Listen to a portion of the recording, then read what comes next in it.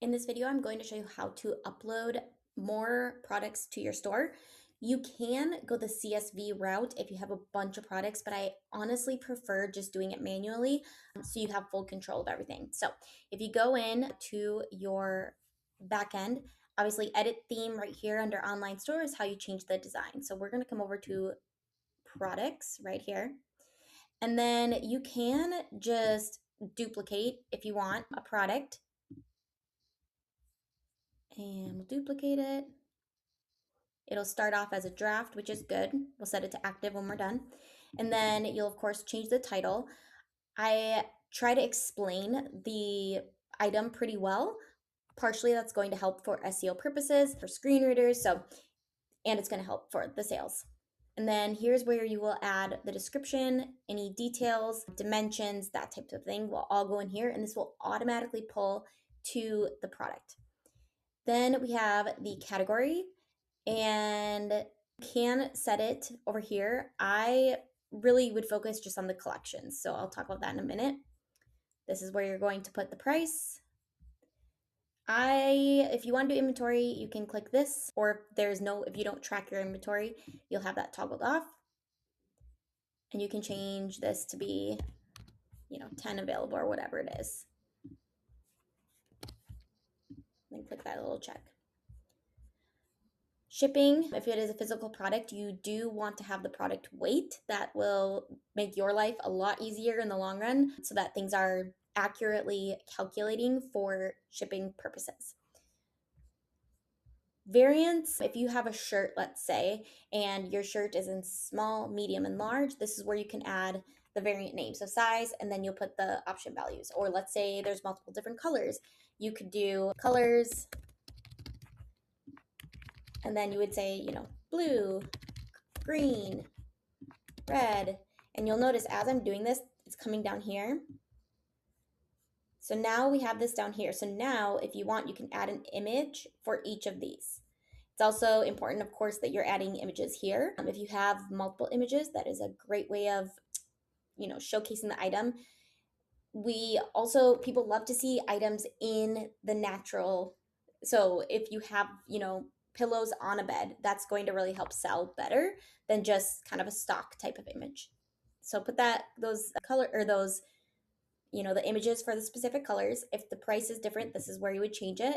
And then you would put how many you have available of each right here. Okay, meta fields. Meta fields is a way that when you are creating products, it's how we can have the information be reflected on the product page. It's kind of an annoying thing, but it is what it is. So let me give you an example of kind of what this looks like if we go back, we'll just save this for now. Okay, well,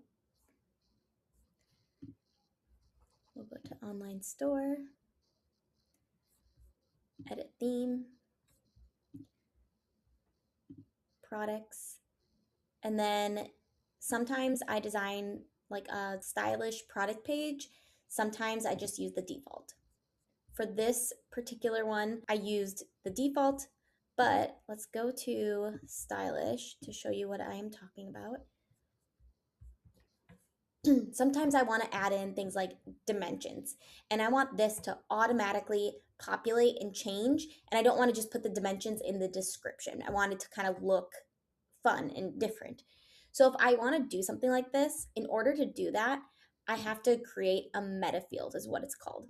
And again, you don't need to do this part. This part is set up for you. But if I click on, this element I created, then I go to the meta objects is what it's kind of called.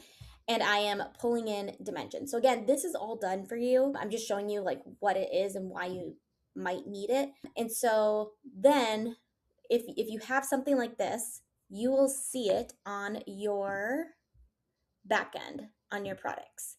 So let's go back to the draft item, scroll down, and down here you'll see dimensions. And so that is if I'm using a stylish product for your store, then you'll see meta fields. If I'm using just like the basic product for your store, the basic Shopify template, you will still see this, but you won't need to enter in that information. So that is, in vertical tabs is just another example, and I'll explain that. If you have a specific thing for your store, I will send you a separate video explaining that. But this particular store is using just the basic, template and not anything like that. So don't need to do anything there. And then SEO, I've done this for you, but you will want to do it to any additional products. So the page title, if you do not set this, it's going to automatically pull, and you want to be able to dictate what it's saying. So you want to be very clear about what somebody would search for, and then add in your business name, ideally. And then meta description right here, you want to make it have keywords if you can, but more so you want it to be like a really compelling caption that just draws them in and makes them click. That's the goal there. You can probably keep the URL handle unless it's really long and wordy like this one. So like French Bulldog catch-all tray would be fine. And then coming up here, we would set it to active, which I'm not going to do because I don't want this to be done. If you have a type that I have like done for your item, you'll see it under here. For like a one-off item, it's not going to be categorized in a type. The vendor is going to be you. And then the collections is like when you have a store, they shop on, let's say, women's shoes. That's the collection. So you'll want to make sure that this item is featured in all the collections that apply to this thing. So we want it featured on our homepage. It's going to be a featured product, this specific one. And then gifts for him is kind of like the page it's on. And then tags, you are more than welcome to use tags. Don't think too hard about it. If you're like, I don't know what to put, go into ChatGPT and say, what should I use for tags? And then put them in there.